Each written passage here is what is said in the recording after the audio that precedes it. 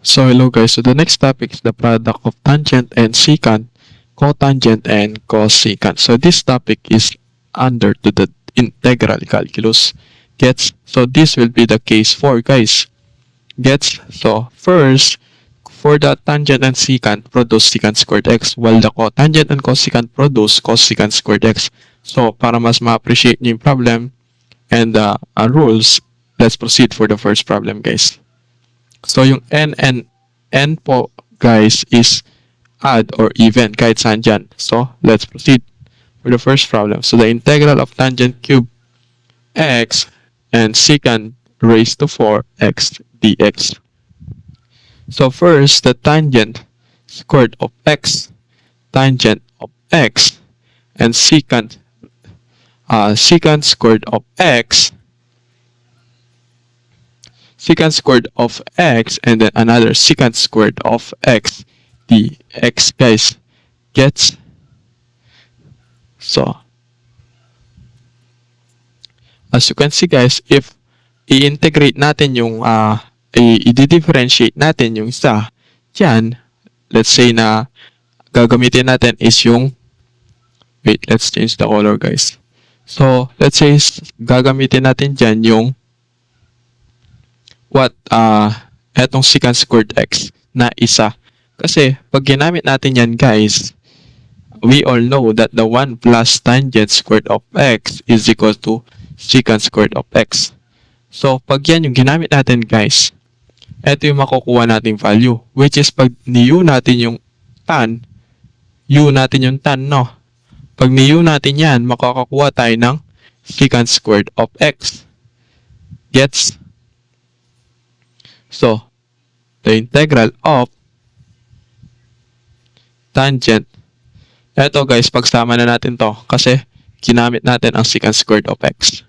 So, 1 plus tangent squared of x and then the secant squared of x dx. Gets? Next, that the integral of, so ito guys, itong tangent cube and secant squared, pagdikit na natin, no, para hindi tayo malito. So this problem guys is the product of tangent and secant. Next is that distribute na natin siya. Etong buong to guys, hindi lang yung tangent. Buong tangent tsaka ang secant So, tangent cube x secant squared of x dx. So, ini-integrate ko na rin sila ng 1 by 1. So, pag nagdi-distribute tayo, tandaan yung exponent will add because from the loss of exponent, if product sila, the exponent will add. Gets guys? So, dito, tangent cube and secant squared of x. While dito, since 2 and 3, pag-add, magiging 5. Then, copy the secant squared of x. So, next is that the u will be the tangent of x. The derivative of u is secant squared of x dx. Since the secant squared of x dx, this will be equals to du. And this will be equals to u. And this will be equals to du. And this will be equals to u. Game guys. Dahil may label na silang lahat, is palitan lang natin ang value ng u and du guys. Gets? So, u raised to 5 du. Gets? Dahil nakita nyo guys, one variable na lang sila, u and du. So, use the power formula. Add plus 1 from the exponent and the exponent will be the denominator. Gets? And the next, the value of tangent is, the value of u is tangent. So, 1 over 4 tangent raised to 4 of x plus 1 over 6 tangent of 6 of x plus c. Gets guys? Or pwede rin ganito. Baka magtaka kayo mga iba dyan ng tangent 4 of x all over 4 plus tangent 6 of x over 6 plus c. Pwede yan kahit alin dyan sa dalawa.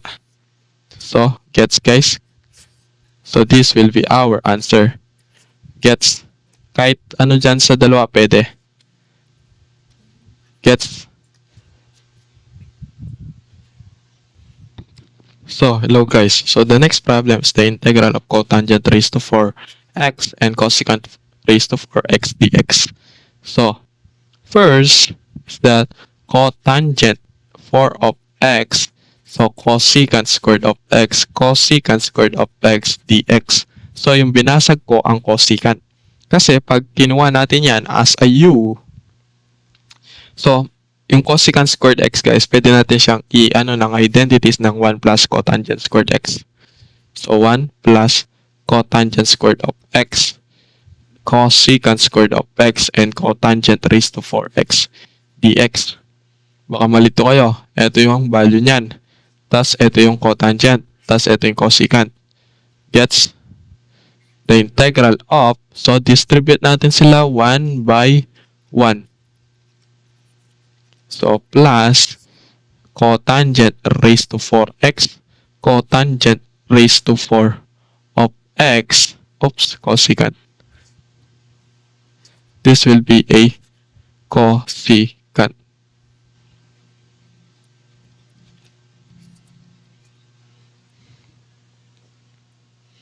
Next,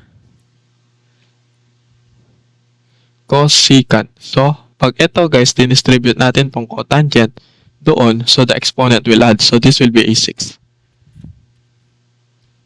And ito naman sa cosecant, pag dinistribute natin sila, so cosecant squared lang, then yung isa is 6. The exponent will add na guys. Huwag nyo kakalimutan yun. Gets? So next, pwede na tayong mag u sub.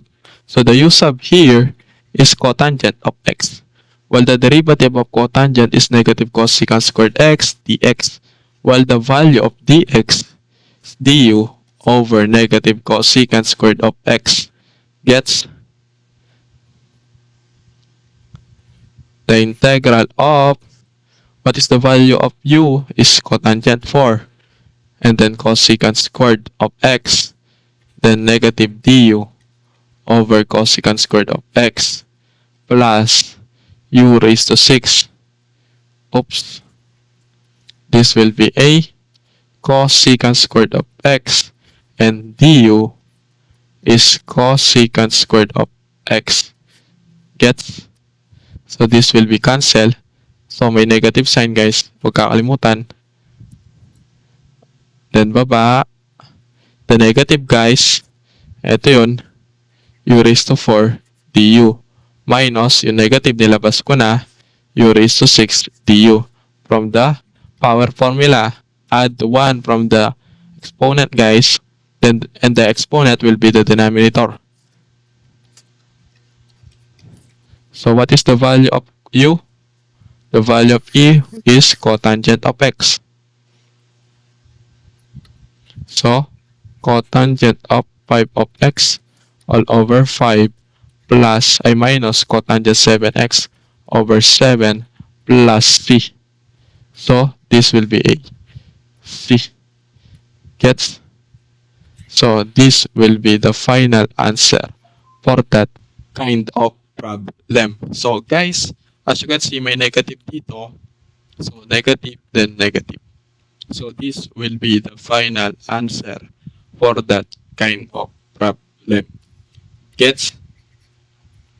So, munti kang pa makalimutan yung negative sign. So, huwag siyang kakalimutan guys. May negative sign doon. Gets? So, thank you for watching. Goodbye.